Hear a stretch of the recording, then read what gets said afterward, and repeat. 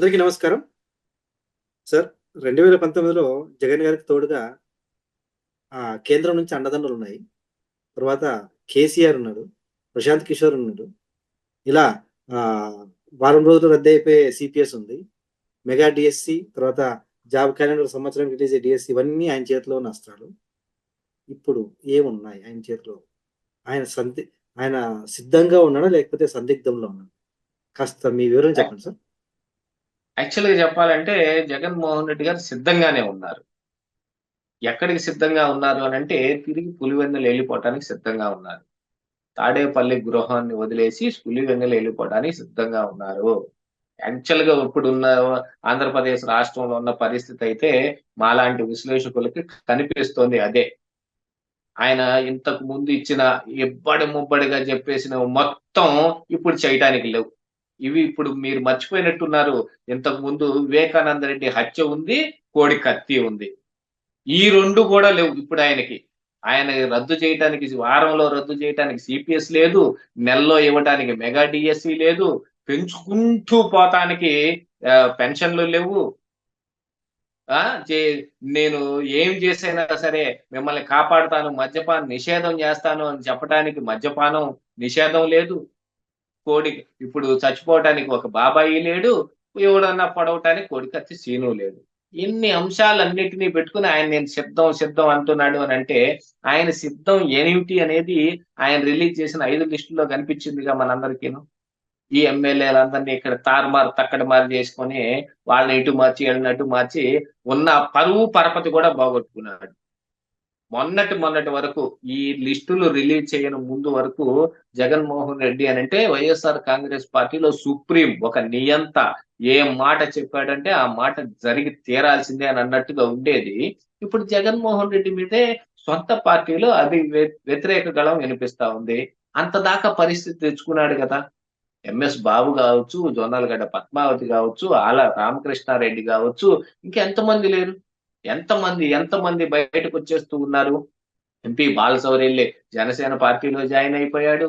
వసంత కృష్ణ ప్రసాద్ ఎళ్లి టీడీపీలో కలుస్తానంటున్నాడు. ఇలాంటివన్నిటిని చేసుకొని మొత్తం ఆయన అన్నీ పోగొట్టుకోవటంతో పాటు పరువు, ప్రతిష్ట కూడా పోగొట్టుకున్నాడు.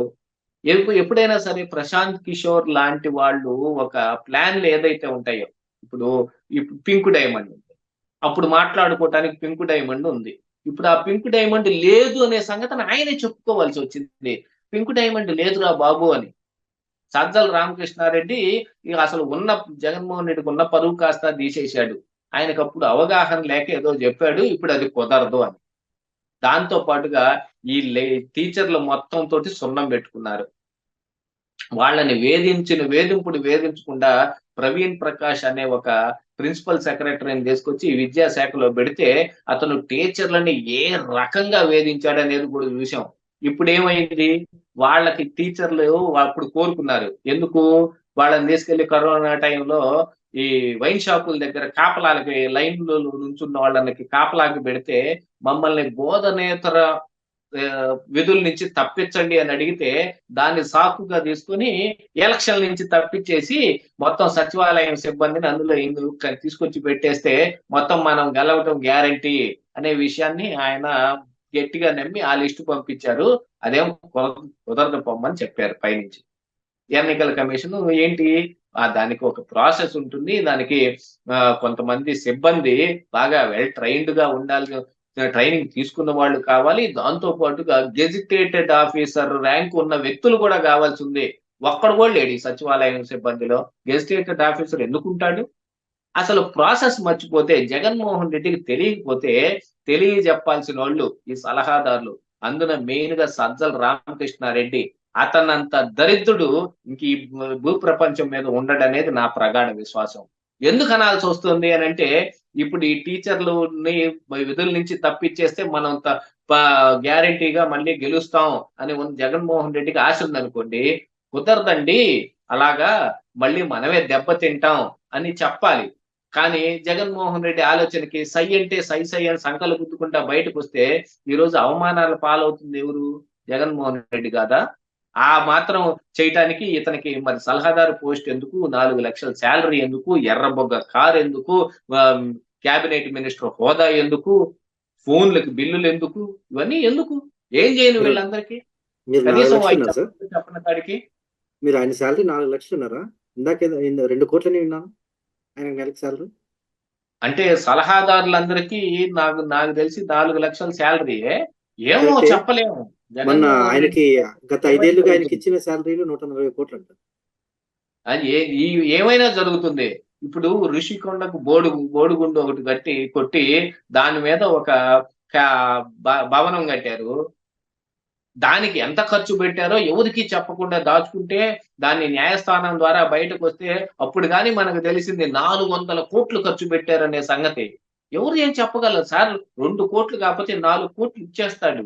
జగన్మోహన్ రెడ్డికి ఏం సొమ్ము ఏం అతని జేబులో సొమ్ము ఏమైనా పోతుందా? అతని తాత Rajareddy the mining mica mining చేసిన కాంట్రాక్టుల్లో వచ్చిన డబ్బులేమన్నా పంచుతున్నాడా? ప్రజలు మనం కట్టిన డబ్బుల్ని తీసుకొస్తున్నారు. మన నెత్తి మీద ఇంతింత బండలేసి పైనుంచి తీసుకొచ్చిన వేల కోట్ల అప్పుని వాళ్ళకిస్తూ ఉన్నారు. ఏ ఒక్క రోజన్నా టీచర్‌లకు గాని, గవర్నమెంట్ ఉద్యోగస్తులకు గాని నెలలో ఫస్ట్ తారీఖున సాలరీ ఇచ్చిన పాపాన పోయాడండి జగన్మోహన్ రెడ్డి? ఏం లేదు. ఈ సహకార పెన్షన్‌లు ఇస్తున్నాను. దాన్ని ఎలాగోలా నేను ఇచ్చేసేస్తే నా పనైపోతుంది అని. మన ఆంధ్రప్రదేశ్ రాష్ట్రం ఇప్పటి వరకు 14,00,000 కోట్లు అప్పు చేసింది. అందులో గత ప్రభుత్వం చేసింది 2,00,000 కోట్లు. 12,00,000 కోట్లు జగన్మోహన్ రెడ్డి వచ్చి అప్పు చేశాడు. ఇంత 12,00,000 కోట్లు అప్పు చేసినా కూడా సహకార పెన్షన్‌లకి ఏమవుతుంది? అమ్మఒడి లాంటి స్కీములకి ఏం పెడుతున్నాడు? వాహన మిత్రలో డబ్బులు ఎంత ఇస్తూ ఉన్నాడు? రైతు భరోసాలో కేంద్రం ఇచ్చే దాంతో కలిపి ఈయన ఏమిస్తూ ఉన్నాడు? డ్వాక్రా మహిళల రుణమాఫీ మొన్న జరిగింది. అందు కూడా బటన్ నొక్కాడు తప్ప డబ్బులు పడలేదు ఇంతవరకు. ఏం చెబుతున్నాడో, ఏం చేస్తూ ఉన్నాడో, చేసే చేష్టలకి, చెప్పే మాటలకి పొంతన లేకుండా పోయింది. ఈ 14,00,000 కోట్ల అప్పు మన నెత్తిన తీసుకొచ్చి పెడితే మనం ఎక్కడి నుంచి వీటన్నిటిని కట్టాలి? మన ఆంధ్రప్రదేశ్ రాష్ట్రం ఏ రోజుకైనా ఈ అప్పుని బరాయించి తీరాల్సిందేగా.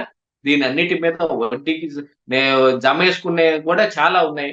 ఆర్భాటంగా బుగ్గన రాజేంద్రనాథ్ రెడ్డి ఆర్‌బీఐ దగ్గరికెళ్తాడు. వాళ్ళు 2,000 కోట్లు శాంక్షన్ చేస్తారో, లేకపోతే ఆ బాండ్ తాకట్టు పెట్టుకొని డబ్బులు వస్తాయి అని అనుకోని ఈయన సంచులు పట్టుకొని మరీ ఎళ్తాడు. తీరా చూస్తే మీరు పాత అప్పుకి ఈ 1000 కోట్లు జమ చేసేసుకున్నాం అనంటే మళ్ళీ కాళ్ళు ఈడ్చుకుంటా రావటం. మళ్ళీ మరికొన్ని బాండ్లు పెట్టటం. మరి ఎఫ్ఆర్‌బీఎం పరిధి కోసం పరిగెత్తటము. ఈ కేంద్రంలో ఉన్న ఈ సహకారం ఇప్పటికి ఇప్పటికీ యాక్చువల్‌గా జగన్మోహన్ రెడ్డికి కేంద్రంకి నుంచి సహకారం మంచిగానే ఉంది. కాకపోతే కేసీఆర్ లేడు, ప్రశాంత్ కిషోర్ లేడు. అంటే ఈ కేసీఆర్ గాని, ప్రశాంత్ కిషోర్ గాని ఎప్పటికి ఉంటారని చెప్పలేం. నరేంద్ర మోడీయో, అమిత్ షా గూడా ఎప్పటికి ఉంటారని చెప్పలేం. వాళ్ళు గూడా వాళ్ళకేదైనా విపత్కర పరిస్థితులొచ్చాయంటే ముందు ముంచేది జగన్మోహన్ రెడ్డిని. వాళ్ళు గూడా ఎప్పుడైనా నిట్ట నిలువున వదిలేసి వెళ్ళిపోగలరు. అందుకని రాజకీయాల్లో కొంత సొంత బలం నమ్ముకొని రావాలి. కొంత నిజాయితీతో కూడిన నిబద్ధత ఉండాలి అనేది. నే వా మీరు తప్పైనా చేయనివ్వండి. అందులో ప్రజలకు నిజాయితీ కనపడాలి. మీరు చేసే దాంట్లో నిజాయితీ ఏం కనపడలా. గోడకి సున్నం కొడితే నిజాయితీ రాదు. బడి బ ఈ బళ్ళన్నిటికి కొత్త రంగులేస్తే నిజాయితీ రాదు. సచివాలయ ఉద్యోగాలిచ్చాం, వాలంటీర్ ఉద్యోగాలిచ్చాం, 5,000, 15,000 సాలరీలిచ్చామంటే మెగా డీఎస్సీ అవ్వదది. మద్యపాన నిషేధం చేయటానికి మేము మద్యం రేట్లన్నీ పెంచేసాం. దిక్కుమాలిన చెత్త బ్రాండ్‌లన్నీ తీసుకొచ్చి ఇప్పుడు ఈ ప్రజల ఆరోగ్యం మొత్తం నాశనం చేసేస్తున్నామంటే పురంధరేశ్వరి గారు మొన్నే జెప్పారు. నెలకి సంవత్సరానికి 30,000 కోట్లు జగన్మోహన్ రెడ్డి జేబులోకి వెళ్తున్నాయని, దీని మీద సీబీఐ ఎంక్వైరీ జరిపించాలని. అసలు జగన్మోహన్ రెడ్డి అధికారం కోరుకున్నదే ఆయనకున్న అవినీతి సొమ్మును మొత్తం కాపాడుకోవడానికి, ఆయన మీద ఉన్న కేసులన్నిటి నుంచి తప్పించుకోవడానికి. జయలలితకు పట్టిన గతి మనకు పట్టకూడదు అనే దానికి ఈయన ఈ ప్రయత్నాలన్నీ చేస్తూ ఉన్నాడు. కానీ ఇది చేసేటప్పుడు ఆయన మరి చాలా జాగ్రత్తగా ఉండాలి. వివేకానంద రెడ్డి హత్య కేసును గాని, లేకపోతే ఈ కోడికత్తి కేసును గాని ఎప్పుడో ఫైసల్ చేసేసుకోవాల్సింది. కానీ ఈరోజు చూడండి అది ప్రతిపక్షాలకు ఆయుధం అయి కూర్చుంది. రేపు వివేకానంద రెడ్డి హత్య కేసుని సీబీఐ ఏం తేలుస్తుందో చూడాలి. ఇప్పుడే సునీతా రెడ్డి గాని, షర్మిలారెడ్డి గాని ఇద్దరు వచ్చి అన్న మీదే పోరాటం చేసే స్థాయికి ఇప్పుడు ఆంధ్రప్రదేశ్ రాష్ట్రంలో రాజకీయం హాట్‌గా నడుస్తుంది. విపక్షాలు జగన్మోహన్ రెడ్డిని ఎలాగైనా గద్దె దింపేస్తే ఇక వైఎస్ఆర్ కాంగ్రెస్ పార్టీ ఉండకుండా పోతుంది అని వాళ్ళందరూ కుమ్మక్కయ్యే స్థాయికి వచ్చేసారు. వాళ్ళందరూ అవగాహన కుదుర్చుకోనివ్వండి, వేరే ఏదైనా గానివ్వండి. మన సంగతి మనం తర్వాత చూసుకుందాం. ముందు జగన్మోహన్ రెడ్డిని లేకుండా చేద్దాం అనే కదా వాళ్ళు బయలుదేరొచ్చింది. ఇలాంటి పరిస్థితి తెచ్చుకున్నంతటికి ఈ కారణం ఏంటంటే ఇప్పుడు ఇదే ఏ అనవసరం ఆర్భాటం కోసం మనం ఎక్కడెక్కడి నుంచో అంతా తీసుకొచ్చుకొని పెట్టుకొని ఇదంతా నా బలం అని అనుకున్నాము అని అనుకుంటే అది ఒక రోజుకి ఊడిపోతుంది. అయిపోతుందన్నమాట. చూద్దాం సార్. ఎందుకంటే ఈసారి ఏ లేకోకుండా సింహం సింగిల్ అంటున్నారు కదా! మరి ఆయన అన్నిటికి సిద్ధమయ్యారో లేదో మీరు చెప్పినట్టు ఇడుపులపాయ పోవడానికి సిద్ధమయ్యారో చూద్దామని. ధన్యవాదాలు సార్. సిద్ధం. ఇడుపులపాయకు పులివెందులకు వెళ్ళటానికి గ్యారంటీగా సిద్ధం. ధన్యవాదాలు సార్.